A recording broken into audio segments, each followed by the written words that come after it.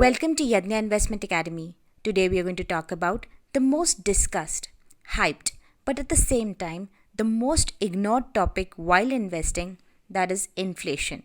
Did you notice? The price of rice has gone up to 55 rupees per kg from 30 rupees per kg in a span of 9 years. The cost of schooling education has shot up to 35,000 rupees per year from just 3,000 rupees per year in a span of 20 years. Inflation in case of higher education is even higher.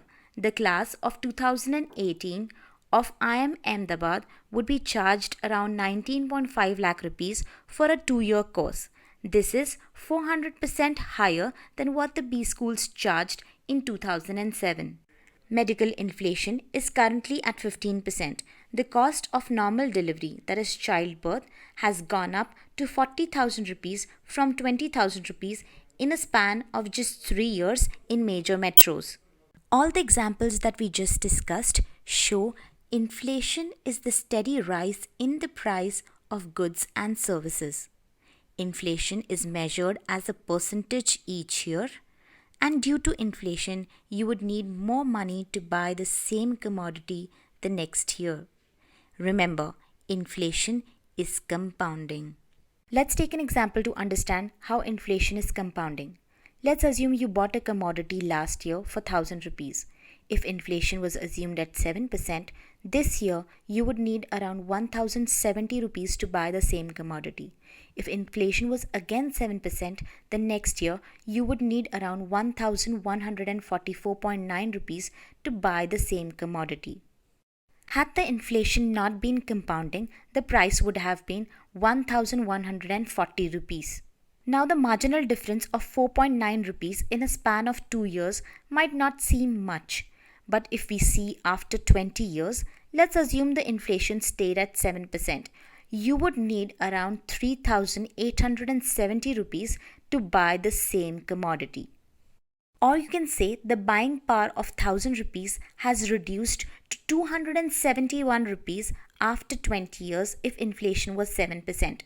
So you see, inflation is compounding. Now by telling you all this, the intention is not to scare you.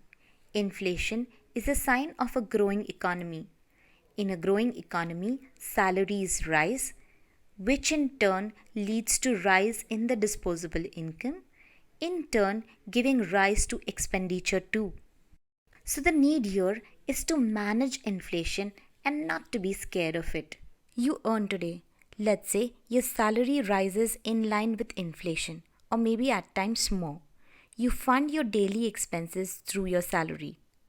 But for your future goals, like your child's higher education, your child's marriage, your retirement, you need to plan, save, and invest today to have a tension-free tomorrow. In our video, Saving versus Investing, we have stressed on the need to invest and not just save. If you've seen the video, you would know putting your money into FD, Senior Citizen Savings Scheme, PPF, post office schemes, etc., which give you post-tax returns which are below inflation or just match inflation, is called saving. And putting your money into mutual funds, direct equity, etc., which give you post-tax returns which are better than inflation, is called investing. And not to mention that mutual funds is the best way to invest. Investing alone can maintain the buying power of your money. Saving would not be enough. Being a disciplined investor in your earning years would put you into a good financial position when you reach your goals. And if you don't invest in your earning years, you would have to compromise with your far away goals to sponsor the most immediate ones, or you would have to postpone your retirement. Let's see an example of how this happens. Let us assume you have not planned for your goals as such, but you save regularly and you put your money into savings instrument like FD. You put in 10,000 rupees each month from the age of 30 years. You increase your FD contribution by 10% each year. Your FDs give you returns of about 8% on an annual basis, but as you are in the tax bracket of 20%, the post-tax returns are 6.4%. Through the years, you accumulate a lot of FDs and you are really proud of it. You have thought about your daughter's higher education, her marriage, and a bit of your retirement too, but you haven't really quantified it, so you're not even slightly aware of the corpus you would need to satisfy these goals. Let us assume after 18 years of doing FDs, your daughter passes her 12th standard and wishes to go abroad to do her graduation. And for that, you would need 50 lakh rupees.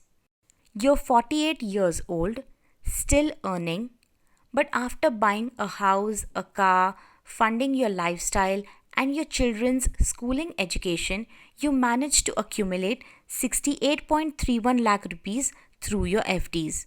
You have some real estate and gold too, but selling gold to fund your expense is a taboo in India. Also, your real estate can't be sold off partly, or you may, at this time of financial stress, may not get a good price, or you might do a distress sell. Also, we love real estate too much to sell it and enjoy with the money you get after selling it. So, what do? You decide to sponsor these 50 lakh rupees required for her graduation through your own savings in FDs, as you do not want her to go for any educational loan, as she might go for post graduation after her graduation. And poof, you're left with just 18 lakh rupees of your financial assets. Her other expenses are still to be taken care of in the other country. Her marriage is still pending, and your biggest goal, that's your retirement, is also pending. Now, with 12 years in hand for your retirement and so many goals pending, you cannot voluntarily retire. And even after retiring, you would have to look for other means to fund your retirement expenses, as inflation would still be ticking after you retire. By investing, you make your hard earned money work for you. So, what do you take away from this video? Write down your goals, quantify them so that you can plan and invest to fulfill your goals and handle inflation as well. Watch our financial planning series to know how to reach your goals successfully, where the first video is importance of financial planning. Hope you now know how important it is to invest to handle inflation. Thanks for watching the video. Watch this space for more such topics. Until then, happy investing.